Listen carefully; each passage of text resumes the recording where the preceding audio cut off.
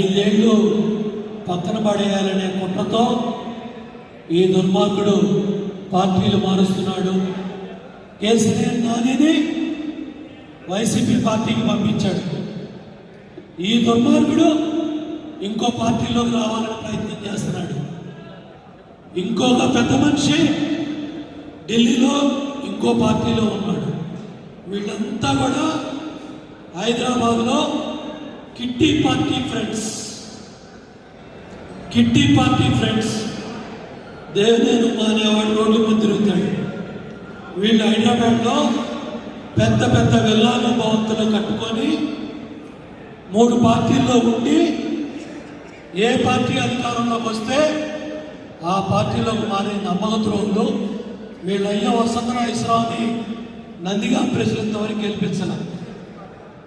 రామారావు గారికి ద్రోహం చేసి పార్టీ పెట్టి 89లో పార్టీని ఓడిటానిలో ఈ దుర్మార్గుడు కూడా వీళ్ళు అయ్యి ఉన్నాడు.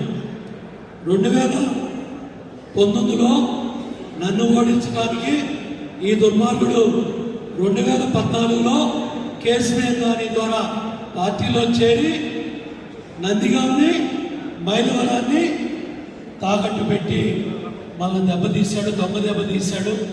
మళ్ళీ ఇవాళ 100 కోట్లు తీసుకొని కొంతమందిని ప్రలోభపరుచుకొని మనలో చిచ్చు పెట్టి కులాలు మతాలు రెచ్చగొట్టి నువ్వు ఎమ్మెల్యే ప్రెస్ మీట్ పెట్టు, నువ్వు ప్రెస్ మీట్ పెట్టని కొంతమంది దుర్మార్గంగా చేస్తున్నారు.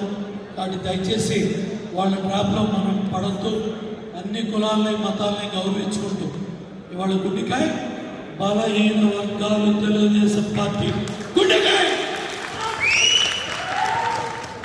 ఎస్సీ ఎస్టీ బీసీ మైనార్టీ రైతు కూలీ మహిళ వీళ్ళందరి అభ్యున్నతి కోసం జాతీయ అధ్యక్షులు చంద్రబాబు నాయుడు గారు ఎన్టీ రామారావు గారి అడుగుజాడల్లో ఆ మహానుభావుడు నడుస్తున్నాడు.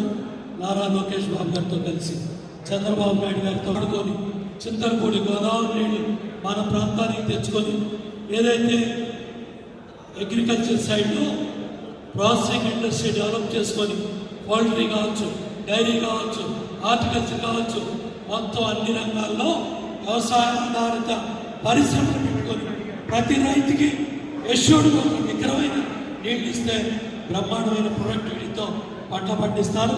చక్కగా లిఫ్ట్ ఇరిగేషన్ పెట్టుకుందాం. ప్రతి చెరువుకి గోదావరి నీళ్ళు తెచ్చుకుందాం. ఐటీ పరిశ్రమలు తెచ్చుకుందాం. ఐటీ కాలేజ్ తెచ్చుకుందాం. పాలిటెక్నిక్ కాలేజ్ తెచ్చుకుందాం. కొండపల్లి జిల్లాలో మళ్ళీ చంద్రబాబు నాయుడు గారు ముఖ్యమంత్రి అయిన తర్వాత కేబినెట్ సమావేశం కొండపల్లి జిల్లా మీద